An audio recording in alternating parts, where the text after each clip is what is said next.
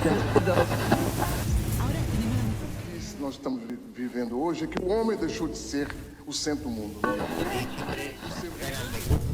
É uma tristeza que os governos, inclusive, deixem a geografia um pouco marginalizada. Mas o grande problema é porque o poder é monolítico e o conhecimento é frágil.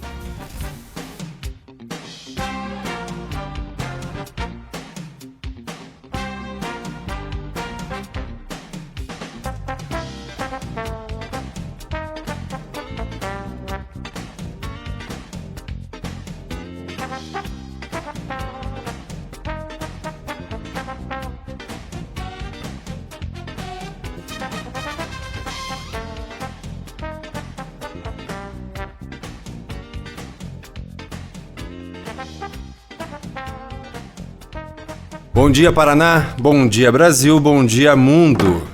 Esse aqui é o Cadê Meu Norte, segundo episódio do nosso podcast, que é um projeto de extensão que acontece através do Centro Acadêmico de Geografia da UniOeste de Francisco Beltrão. Eu sou o Lucas e estou aqui com ele. Eu sou o Gustavo, somos acadêmicos do curso de Geografia Bacharelado da UniOeste e hoje nós vamos fazer um episódio sobre o que é a geografia, com o professor Luiz. Bom dia, professor, tudo bem com o senhor? Bom dia meninos e os demais presentes aqui, que estão por aqui. Parabenizo já de antemão essa iniciativa de vocês, que é muito bacana, muito boa, e com certeza uma experiência que vai enriquecer os quadros da nossa geografia aqui de Beltrão e também comungando com o Brasil e o mundo, né? Concordo, professor. Concordo plenamente.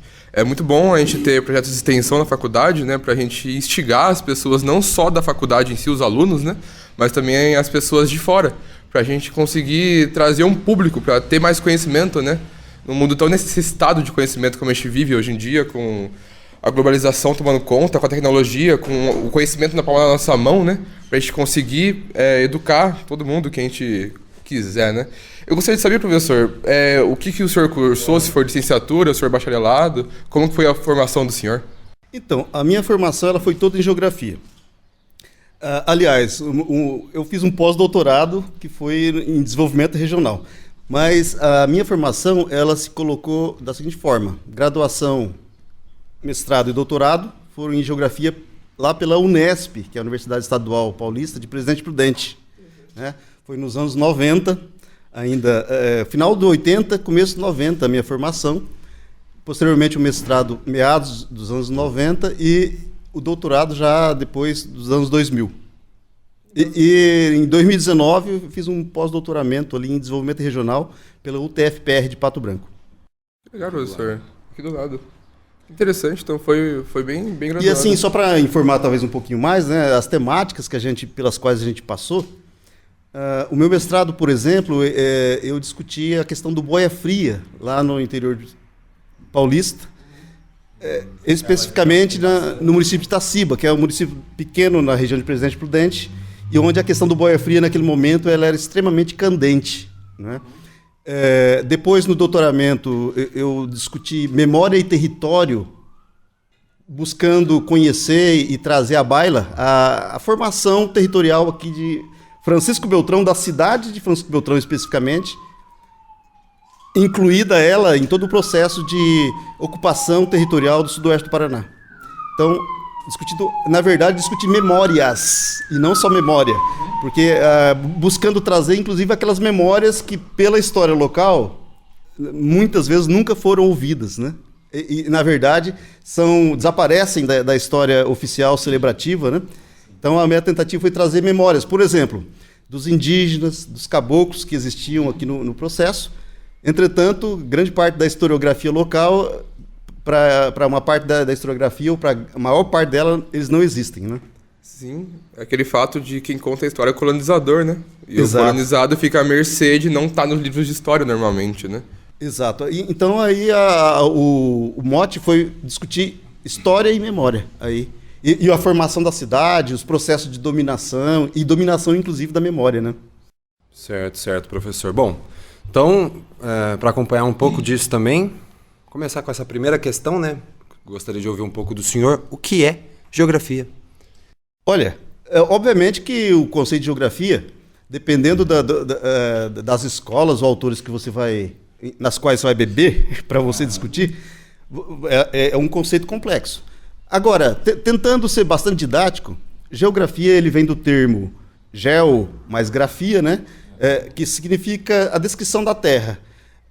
Eratóstenes é considerado como um dos que, mais ou menos, ele trouxe à baila essa questão da geografia.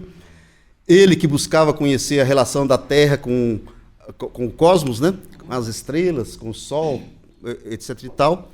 Ele buscava medir a circunferência da Terra ele foi um dos primeiros que trabalhou com a ideia da Terra redonda, né? Que alguns negam hoje, inclusive, mas o Eratóstenes, no século III a.C., ele já trabalhava com essa noção. Século III, repitamos. Então, a geografia ela foi se formando, obviamente, e só vem se constituir enquanto ciência, como ciência moderna, a partir do século XIX, praticamente, que ela vai se formar, assim como a maior parte das ciências, né? A geografia, então, ela tem um corpo de conhecimentos que são anteriores a ela como uma disciplina sistemática. E que corpo de conhecimentos são esses? Ora, se você pegar, então, desde o Eratóstenes, né, por exemplo, daquele momento até o advento da modernidade, você tem conhecimentos parcelares, né? Você tinha, por exemplo, eu até trouxe aqui o livro A Cidade do Sol, do Tommaso Campanella. Só para você ter noção, olha, ele trabalha com a seguinte ideia, de que ali na Cidade do Sol, que é uma cidade utópica, imaginária dele, existia só um saber. E esse saber, ele era tocado por vários, ora, astrólogo, cosmógrafo, aritmético, geômetra, historiógrafo, poeta, lógico, o retórico, o gramático, o médico, o fisiólogo, o político, o moralista. Todos eles participavam de um conjunto que era esse conjunto do saber, né? E, obviamente, o geógrafo, nesse livro do Tommaso Campanella, que é de 1602, então ele já buscava fazer uma espécie de agregação dos saberes, buscando um único saber, né? Então a geografia, obviamente que ela não estava como ciência já, que se vai se constituir a partir, então basicamente do Ritter e Humboldt, né? Já no século XIX, mas enfim, os diversos conhecimentos sobre a natureza e o homem, as transformações de natureza e homem em relação, que é a geografia.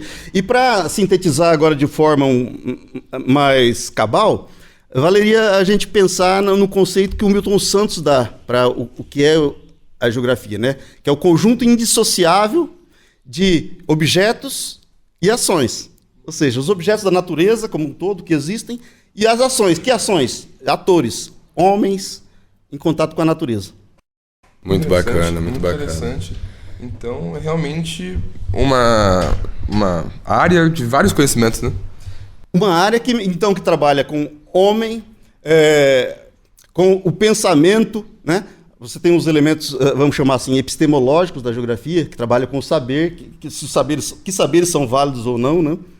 Você tem áreas da economia, que vai trabalhar com as produções, os modos de produção, as relações de produção que vão se dar no espaço. Você tem as questões políticas que vão se colocar aí, que vão discutir o próprio conceito de território, e se relaciona com as relações de poder que se dão no espaço. Você tem as questões culturais e voltadas, inclusive, para o que um geógrafo dos anos 80 chamava de psicofenomenologia, né? Que é um termo difícil, que é exatamente uma área da geografia que namorando com a geografia cultural, com as questões culturais, busca mapear a questão do que o Milton Santos chama, inclusive, de psicoesfera humana. A esfera da psique, a esfera da moral, a esfera dos costumes, das tradições, dos modos de pensamento sobre o espaço.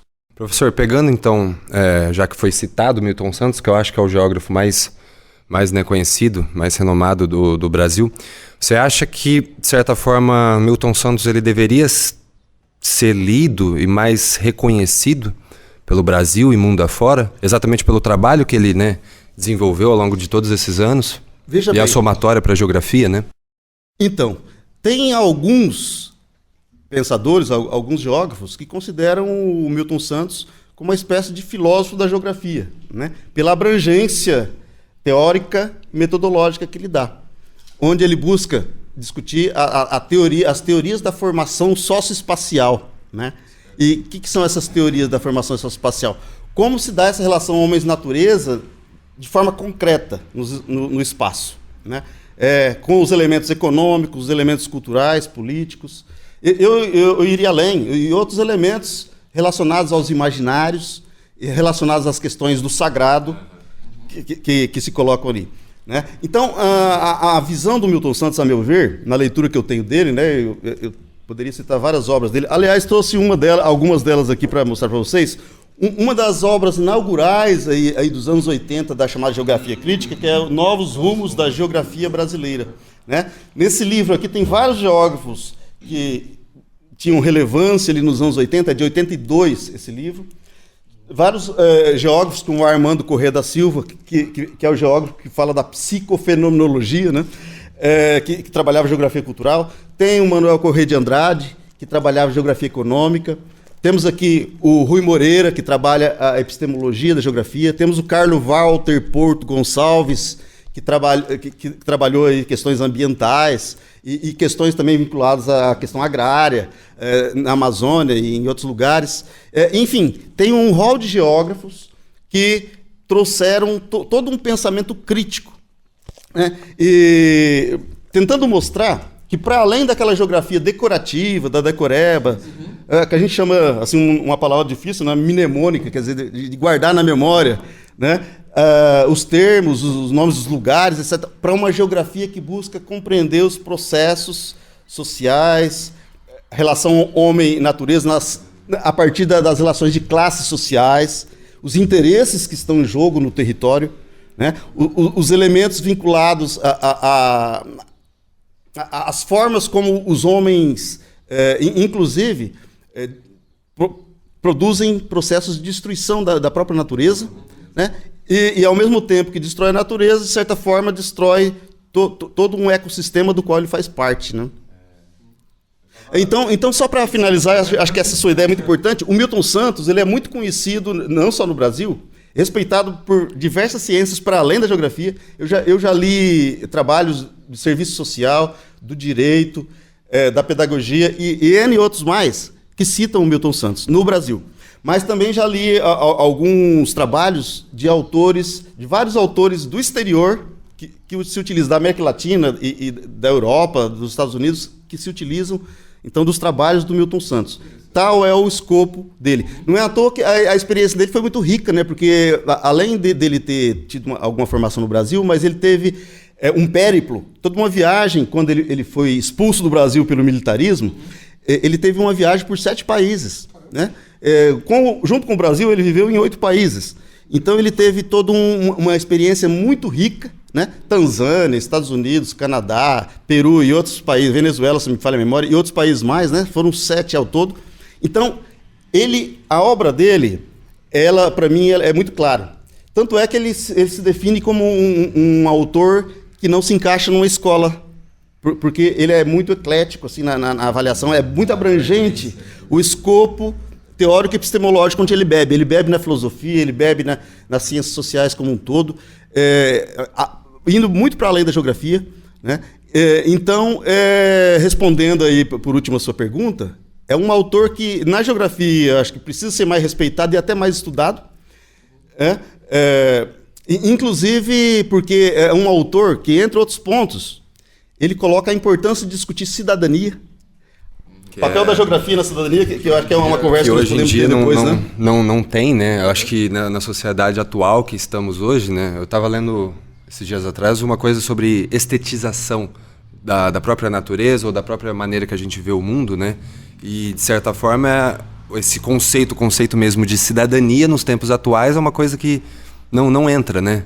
Acho que a gente já não tem, pelo menos eu não vejo mais essa questão solidária, né, das pessoas e tal. É mais um individualismo mesmo, né, social, cada um por si. O Milton Santos, inclusive, por exemplo, né, nessa Território e Sociedade, entrevista com o Milton Santos, ele vai falar da importância da geografia, discutir o papel da generosidade humana até. Né? E que é uma coisa interessante, né? Que no livro A Cidade do Sol, do Campanella, ele vai discutir a importância... E aquela cidade do Sol que ele fala é uma cidade utópica, e uma cidade onde se vive harmoniosamente, mas ao mesmo tempo cada um contribuindo, e o elemento do bem comum, pensar para além do bem comum, onde as empresas e os particulares não podem colocar os seus interesses acima dos interesses do bem comum. Né? Ele vai falar que tem 3 valores importantes nessa cidade. Um é a potência, outro é a sapiência e o outro é o amor. Né? A potência é aquele que cuida dos elementos militares da proteção da sociedade. A sapiência, valeria até um podcast só sobre ela, né? Porque ela envolve muitos elementos voltados às ciências, à instrução, ao conhecimento. O Campanella já pregava em 1602 que as crianças deveriam, desde cedo, serem assim, encetadas, estimuladas a aprenderem, a estudar por divertimento de conhecer o mundo, né? Por divertimento, por prazer. E não por obrigação, né? Não por obrigação. Né? E um detalhe, uma instrução, uma ciência, e por isso é sapiência. Sapiência, ela tem conotação de sabedoria, né?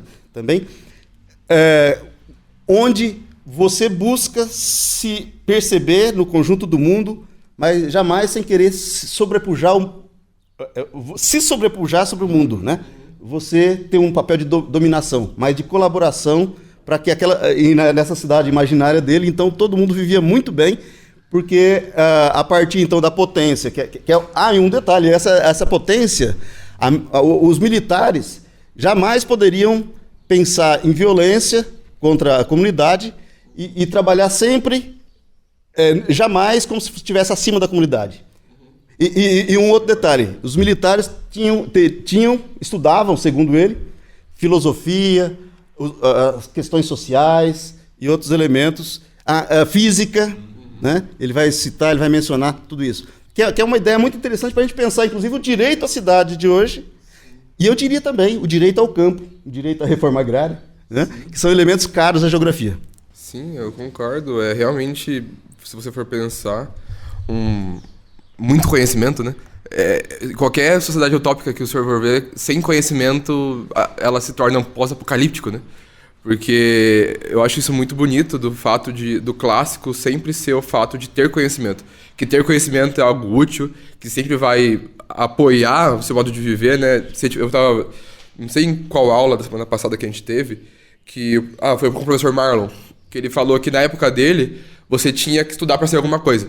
Não importa o que seja, você tinha que fazer a escola, o colegial, depois se tornar na graduação, mestrado, doutorado, para um dia você ter lá na frente uma profissão, né? Então, sempre você pensar que o conhecimento é tudo, né? Como a minha mãe sempre disse, o conhecimento é a nossa única arma contra o sistema.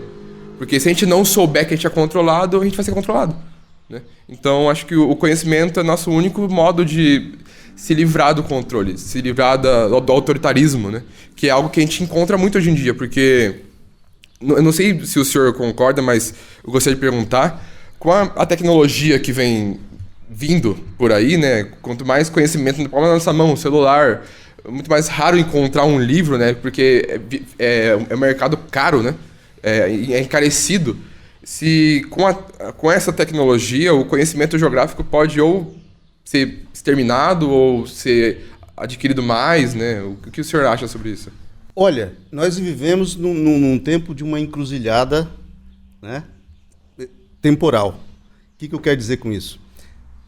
Até nos anos 90, eu fui desse tempo, né? Eu fiz minha dissertação de mestrado na maquininha Hamilton. Né?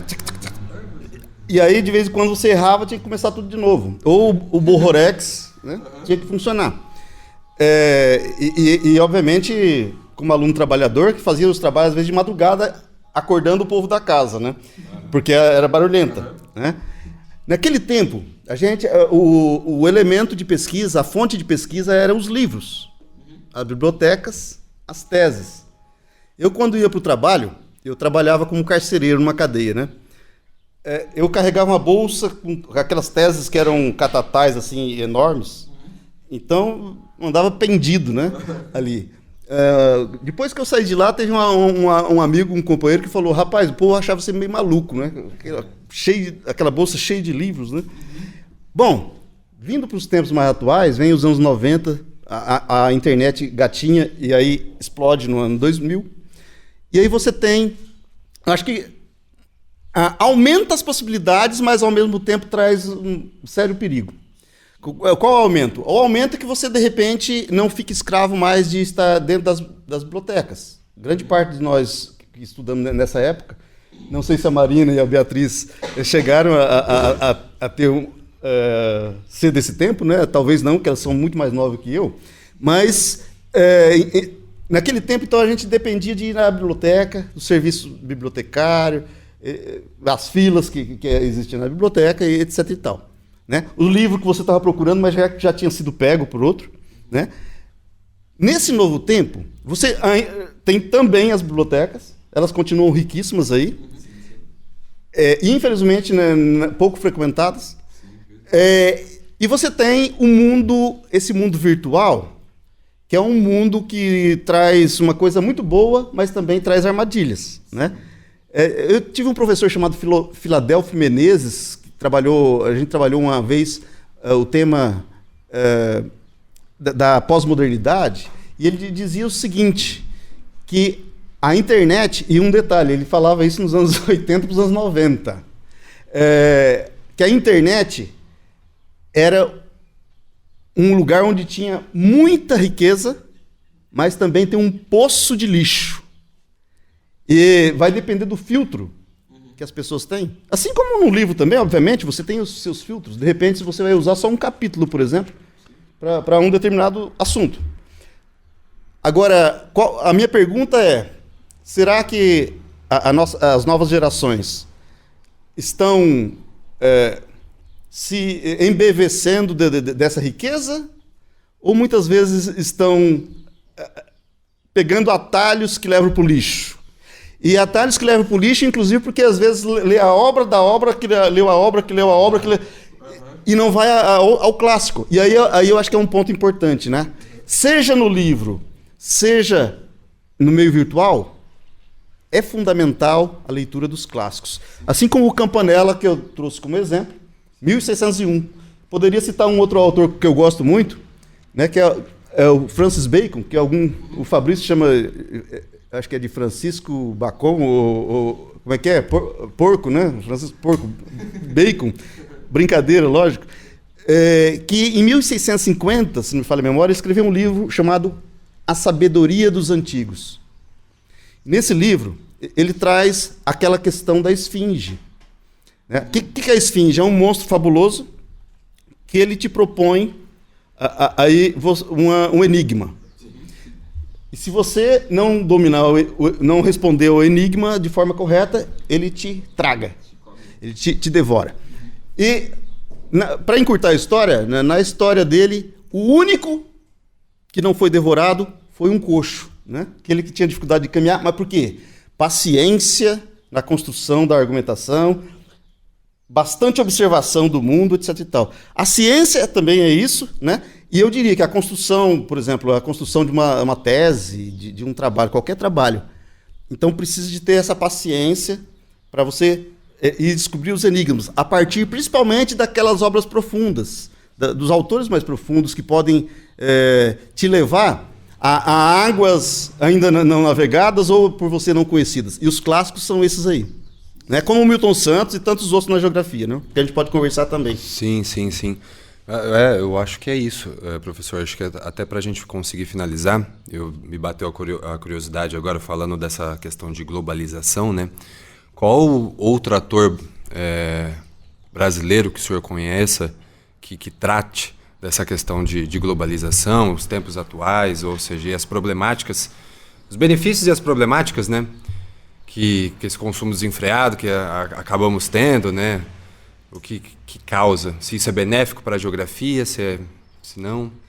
Então, olha, eu acho que uma das grandes referências para a gente pensar essa questão da globalização também é o Milton Santos, né? A partir da proposta que ele tem de impor uma outra globalização. E o que quer dizer isso? A globalização, segundo ele, é o reino das empresas e das finanças sobre as pessoas.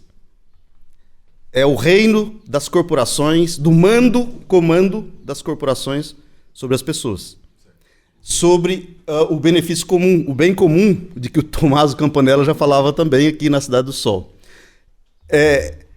E o Milton Santos propugna qual é a outra globalização? É uma globalização que mais ou menos como também, por exemplo, Edgar Morin vai fazer quando ele trata dos saberes locais e globais, é uma outra globalização que respeite as questões ambientais, ecológicas, que respeite os direitos de cidadania das populações que são invisibilizadas, tipo os indígenas, os quilombolas no Brasil, os LGBTQIA+, e assim por diante. Né? Os camponeses, a questão camponesa, que é tão fundamental para se pensar a questão da alimentação sadia, uma alimentação que, como o mundo inteiro está discutindo hoje, né? Ter uma boa alimentação, para além do fast food, nós precisamos pensar o slow food, que é a produção, por exemplo, agroecológica, sem veneno, daquela que não envenena os nossos pratos, né? Enfim, então essa globalização é uma globalização que respeita a humanidade. Também o Tommaso Campanella, ele vai falar uma coisa, que na Cidade do Sol, eles buscavam fugir da opressão dos magos, dos ladrões e dos tiranos. É uma tirada muito interessante essa dele. E essa, para os dias de hoje, o Milton Santos diria, as corporações são esses tiranos, são esses magos enganadores que extraem mais-valia, extraem a vida que seria para muitos, trazem todos para si, né?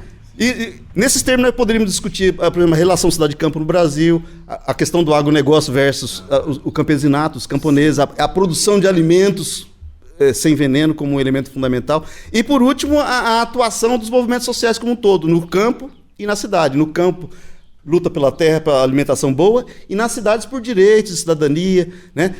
As questões culturais e os direitos culturais que as tribos urbanas, as comunidades têm e defendem e estão lutando por ela. E, para finalizar, usando também uma ideia muito importante do Milton Santos, os de baixo têm elementos para trazer uma revanche contra a globalização. Por quê? Porque eles colocam as causas deles concretamente em cada lugar, a partir da opressão do capital sobre o trabalho, a partir das exclusões sociais que eles sofrem. Eles buscam fazer movimento, como o MTST, por exemplo, nas cidades, né? Como as tribos urbanas, o grupo de skate, um grupo de cantoria, um grupo de rap, um grupo de poesia, como o Sérgio Vaz faz em São Paulo, onde leva para declamar poesia em cima da laje. Tem o cinema, né, na Cooperifa, que é uma cooperativa cultural deles, eles têm o cinema na laje, né, onde eles vão passar filmes para o pessoal conhecer. E alguns lugares, como em Brasília, na Cinelândia, por exemplo, né, tem um grupo que eles mesmos produzem os filmes da vida cotidiana deles, né? Então a geografia, ela é uma ciência muito bacana para nos ajudar a compreender a realidade como um todo, a realidade que os povos vivem, no campo, na cidade, global, local, e as suas interconexões, né? E a partir dos mapeamentos que envolvem as geotecnologias, né? Que envolvem, enfim, todas as áreas da geografia possíveis, né? Meteorologia, a climatologia, a geografia agrária, urbana, as geotecnologias mais variadas aí que podem ajudar nos mapeamentos, por exemplo, de populações em áreas vulneráveis e assim por diante.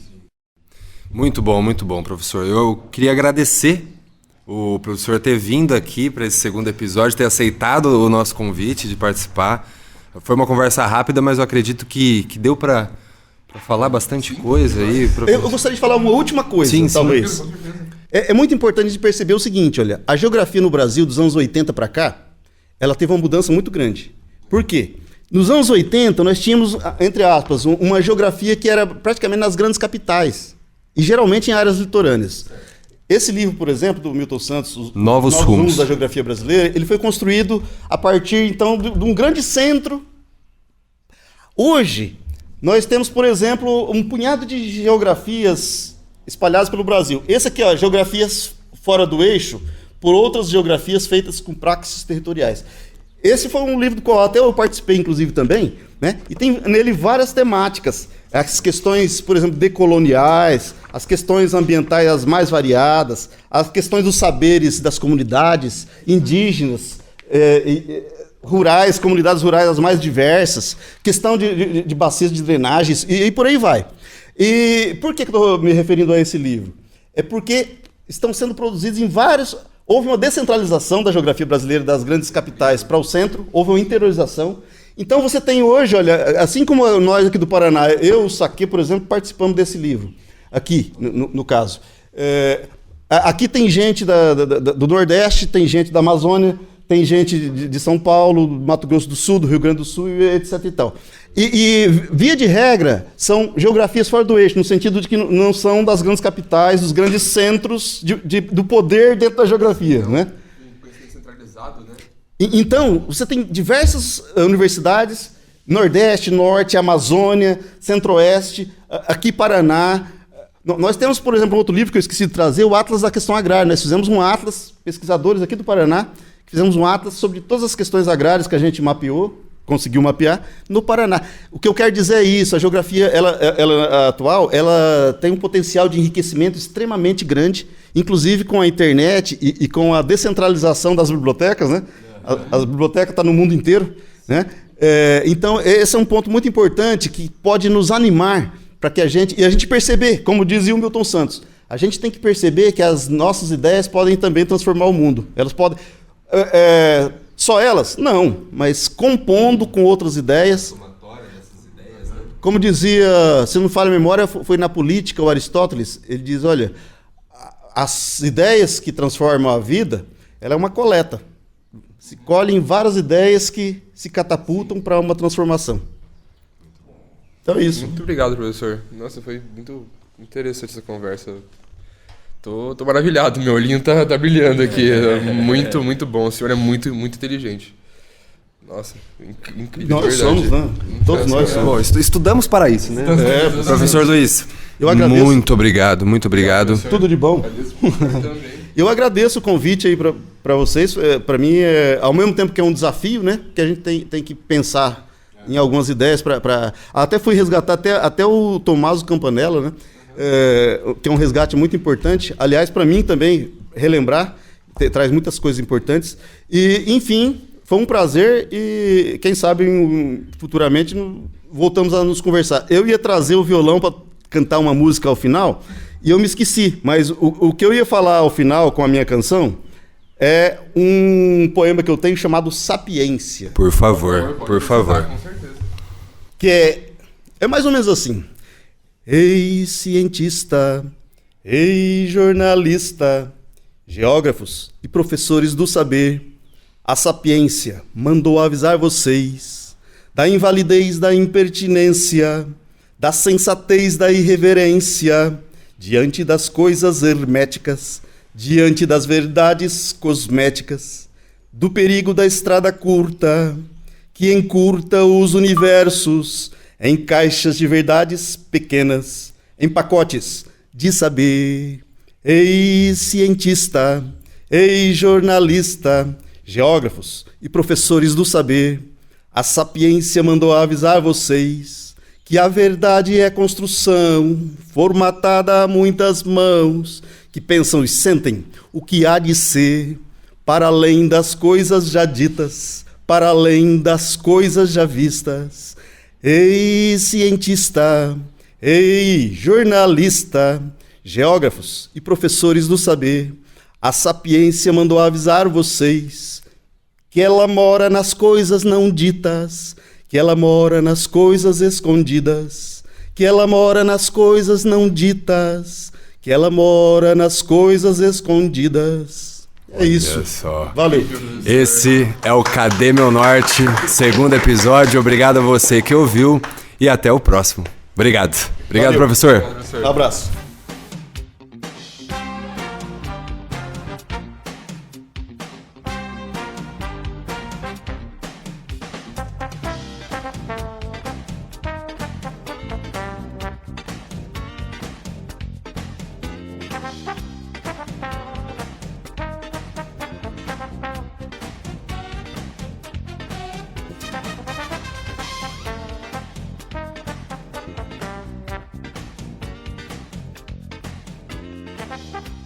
Esse é o Cadê Meu Norte.